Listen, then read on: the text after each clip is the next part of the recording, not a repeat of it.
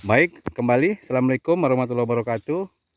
Kita masih berada di posisi jalan utama, yang mana jalan utama ini diberi pancang-pancang dengan bendera biru.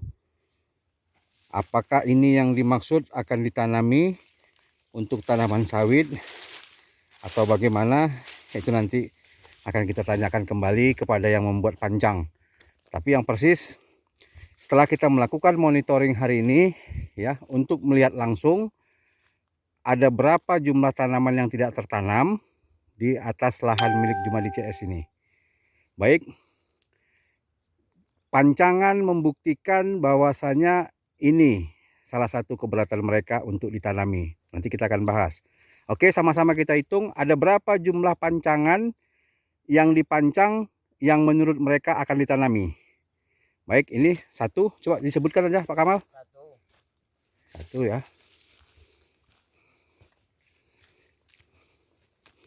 Sama-sama kita ikuti, kita hitung bersama-sama.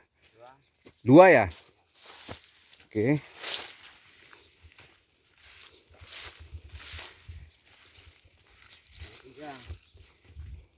Tiga.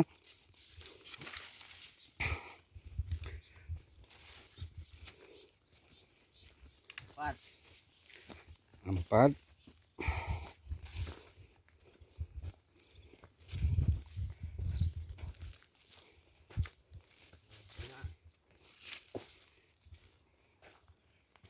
Lima.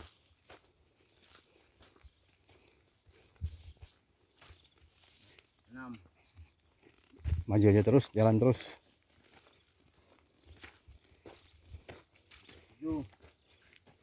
7. Sama-sama kita lihat kondisi ya. Ini kondisi lahannya. Seperti 8. Saat ini kita berada masih di jalan produksi atau jalan utama produksi.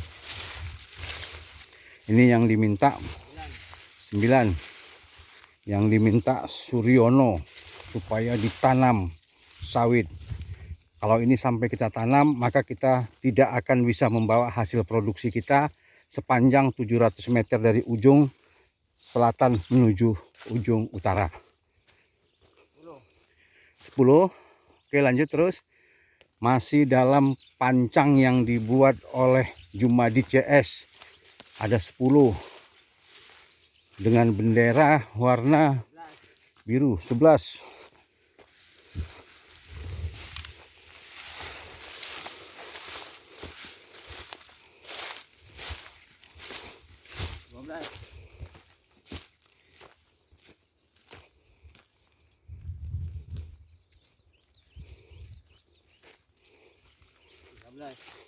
13.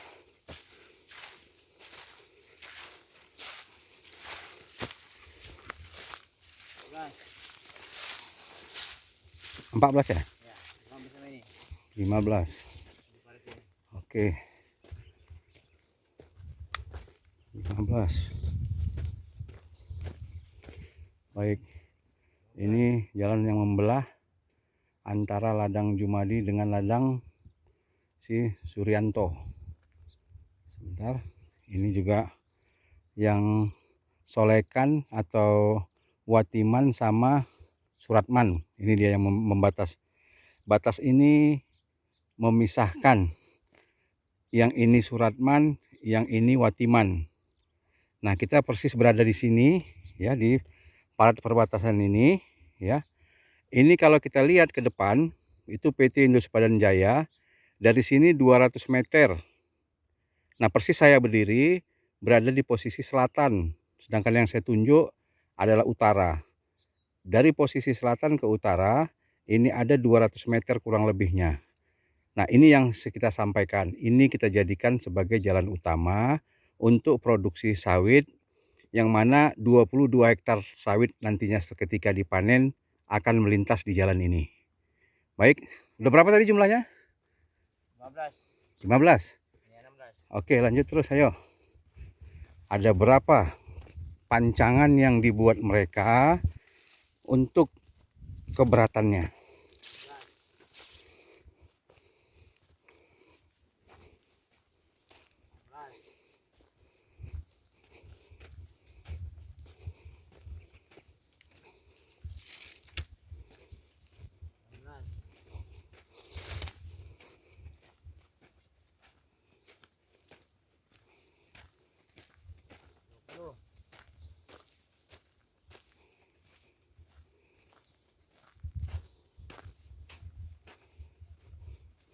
Ini jalan utama 21 ya.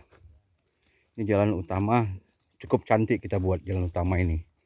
Ini seperti saya sampaikan tadi, ini benar-benar kita buat bagus supaya sepeda motor maupun roda 3 ketika melintas di jalan ini, maka dia tidak akan mengalami hambatan, mudah-mudahan. Nah, itu.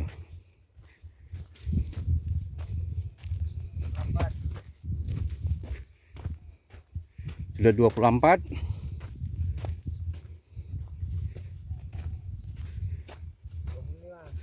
25.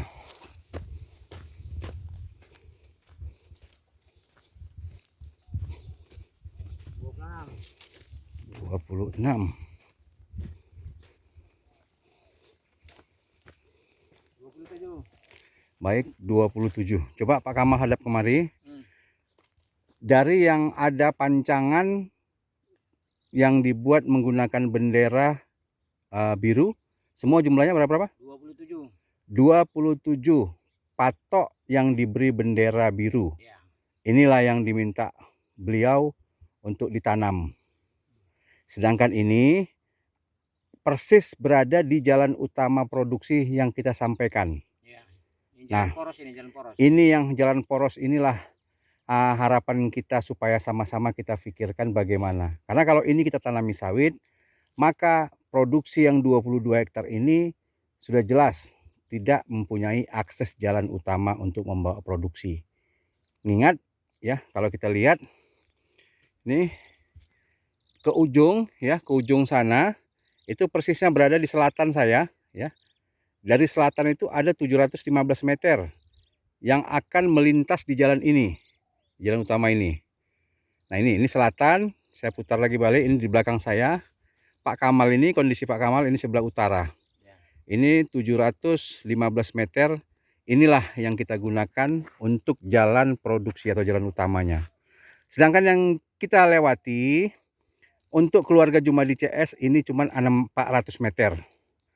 400 meter inilah milik atau tanah milik Jumadi keluarganya yang kita gunakan untuk jalan utama ini.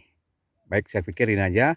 Udah jelas sekali lagi Pak Kamal, jumlah pancangan yang dibuat dengan menggunakan bendera ada berapa? 27 pancang. 27 pancang. Kalau menurut Pak Kamal, ini dibuat kapan? Semalam, tanggal 17. 17 bulan 6 2022. Nah, sedangkan hari ini tanggal 18. Tanggal 18 bulan 6 2022 juga ya. Artinya kita sepakati semalam hari ini kita kunjungan ke lapangan secara bersama-sama untuk melihat mana sebenarnya tanaman yang belum ditanam, kan itu ya. Betul. Tapi kita sudah dari pagi tadi jam 8 kurang lebih kita sudah ada di lokasi. Sampai hari ini jam berapa? Coba dilihat dulu. Ayo. Jam berapa ini? Jam 10.43. Hampir jam 10, hampir jam 11, kurang 15 menit lagi. Kurang lebih 15 menit lagi, jam 11 ya, kita tunggu. Kalau nggak ada sampai jam 12, maka kita keluar dari lokasi Jumadi CS ini.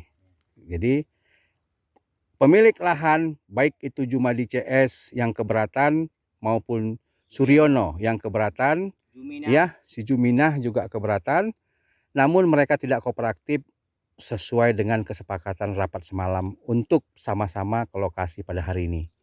Ini aja saya pikir yang menjadi kekesalan bagi kita.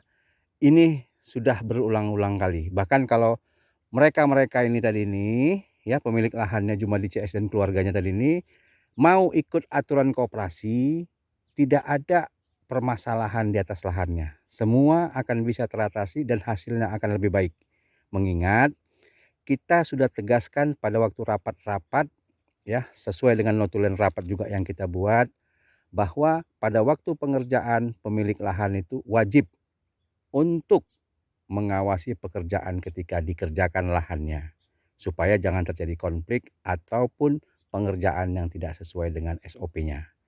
Nah, setelah kita lakukan pengerjaan di lapangan, ya, kita sangat sulit untuk berhubungan dengan pemilik lahannya. Yang mana batas tanahnya, kemudian bentuk tanahnya bagaimana, ini juga mengalami kendala-kendala masalah di lapangan kita pada waktu pengerjaan. Karena sekali lagi pemilik lahannya tidak kooperatif untuk berada di lokasi lahannya ketika pada waktu pengerjaan. Untuk mengawasi bibit waktu pada saat penanaman, beliau nggak ada. Nah, Mereka juga nggak ada. itu. Kemudian masalah penanaman. Masalah penanaman juga hal yang sama.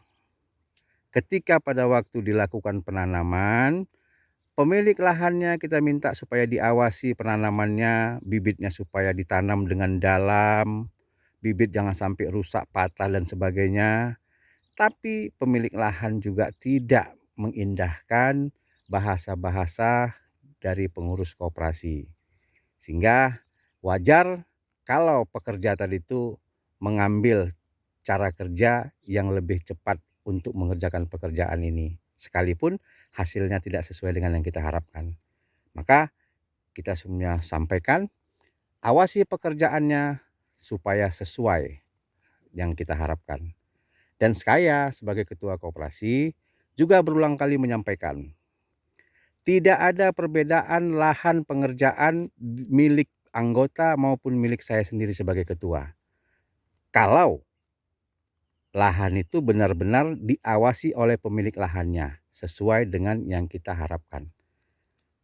Nah, saya juga sampaikan apabila pemilik operator maupun mandor beko ketika komplain-komplain terjadi dari anggota tidak menanggapi, maka saya minta sama anggota koperasi yang ikut PSR supaya langsung melaporkan ke saya dan saya akan mengambil tindakan kepada kontraktornya. Namun hal ini juga tidak pernah dilakukan. Karena apa?